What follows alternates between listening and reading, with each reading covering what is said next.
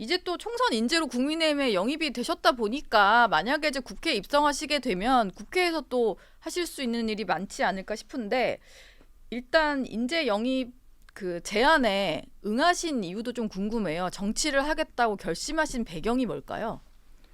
사실 솔직히 말씀드리면 뭐 이런 질문을 꽤 많이 받았는데요. 예. 저는 보통 솔직하게 말씀을 드리는 편인데 저는 제가 한국에 온 지 12년 정도 됐거든요. 한국에 와서 얼마 안 됐던 시점에 어떤 목사님이 저한테 꿈이 뭐냐고 물어봤었는데 제가 그분한테 훌륭한 정치인이 되는 겁니다라고 답을 드렸던 기억이 납니다. 네. 그때부터 지금까지 저는 쭉 단 한 번도 꿈이 변한 적이 없고요. 예. 12년 동안 네. 정치인이 되는 게 꿈이었습니다.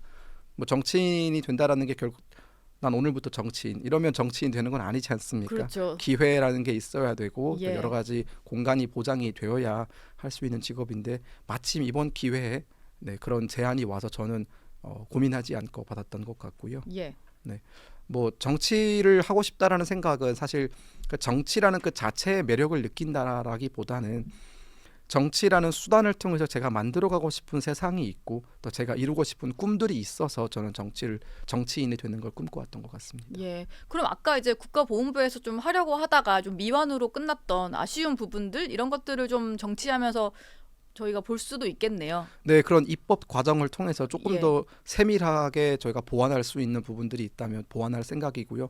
제가 보훈부에서 하다가 끝내지 못했던 것들은 혹시라도 저에게 다른 기회가 주어진다면 그 기회를 이용을 해서 완성을 해나갈 생각입니다. 예.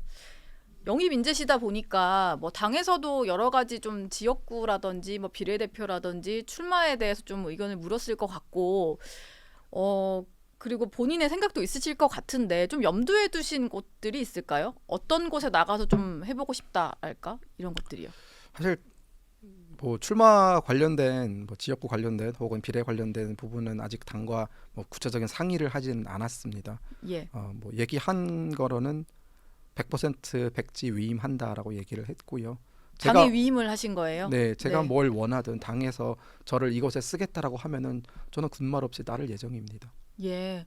영입 인재들이 뭔가 큰 요구 뭐 단수 공천, 전략 공천 이런 것도 아니고 그냥 위임을 뭐 하시는 거군요. 그냥 당의 쓰임에 나이가 맞게 저는 역할을 그게 하겠다. 맞다라는 생각이 들고요. 그리고 예. 저는 어리지 않습니까? 저는 젊음이 저의 큰 무기라는 생각이 들기 때문에 뭐 이번에 뭐 잘 안 된다 하더라도 이번이 기회가 끝난다고 생각하지 않고요. 네. 이런 어떤 여러 가지 기회를 통해서 저라는 사람을 알릴 수 있는 좋은 자리가 마련되면 저는 그것으로 만족하고 어쨌든 영입 인재 그 정치인으로서 첫 발을 내디는 그 자리에서 어떤 식의 스탠스를 취하는지가 본인의 앞으로 정치 인생을 결정하는 데 중요하다는 생각이 드는데요. 저는 예. 그 시작부터 조금은 헌신하는 그런 자세를 가지는 게 중요하지 않나라는 생각을 합니다. 예.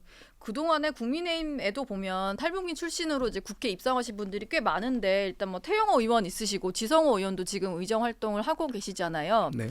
뭐 선배 의원들에 대한 평가를 좀 여쭤봐서 죄송합니다만 보시기에 이분들에 대한 활동에서 좀 어떻게 보셨는지 만약에 조금 이제 그분들의 활동에서 이걸 좀 더 했으면 좋았을 텐데라는 부분이 있다면 어떤 부분인지가 좀 궁금해요.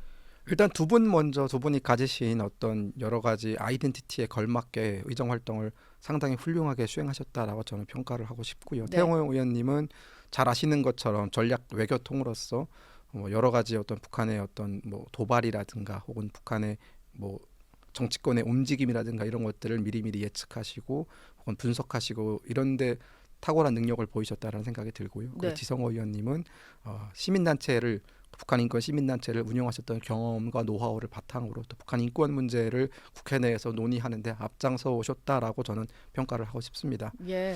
다만 뭐 제가 이제 신입 정치인으로서 그분들과의 차별점을 둔다면 저는 탈북민 출신 정치인이라는 타이틀을 계속 가져가고 싶지는 않습니다. 예. 제가 이제 32살인데요. 정치를 한다고 했을 때 앞으로 한 2, 30년의 시간이 있다라고 하면은 저는 그 2, 30년의 시간 동안 더 많은 커뮤니티, 더 많은 공동체의 어떤 의견을 대표할 수 있고 대변할 수 있다라는 생각이 들고 예. 정치에 입문할 때에는 출신이 중요하겠죠. 뭐 의사 출신이 정치인도 있을 것이고 네. 뭐 IT 출신 정치인도 있고 탈북민 출신 정치인도 있습니다. 하지만 정치에 들어온 이상 오직 그 직군, 그 직능 혹은 그 지역만을 대변해서 정치 활동을 할 수 있을 거라고 보지는 않습니다. 네. 마포의 정청래 의원이 오직 마포 얘기만 하는 건 아니시잖아요. 그렇죠. 그분 다양한 얘기 하시잖아요. 네. 그런 것처럼 탈북민 정치인도 오직 탈북민 출신으로 들어왔다고 해서 반드시 북한 인권 문제나 혹은 북한 문제에만 매몰되는 것은 오히려 확장성을 넓히는 데 조금은 문제가 발생할 수도 있다라는 생각이 들고요. 저는 네. 제가 가진 능력의 한계가 어디인지는 모르겠지만 그 한계가 닿는 데까지 확장성을 넓혀 나갈 생각입니다. 고향이 혹시 평양이세요? 네, 그렇습니다. 그러면 사실 뭐 의원들도 내 고향이 뭐 대구다, 뭐 광주다, 뭐 이런 얘기 하듯이 그냥 평양이 고향인 정치인 뭐 이런 거죠. 저희가 사실 뭐 탈북민 출신 국회의원 이렇게 좀 규정 짓는 것도 제가 생각하기에도 좀 올드한 분류가 아닌가 이런 생각은 들어서 그 말씀에 좀 많이 공감이 되는 것 같습니다. 제가 그 분류를 예. 한번 깨보겠습니다. 네.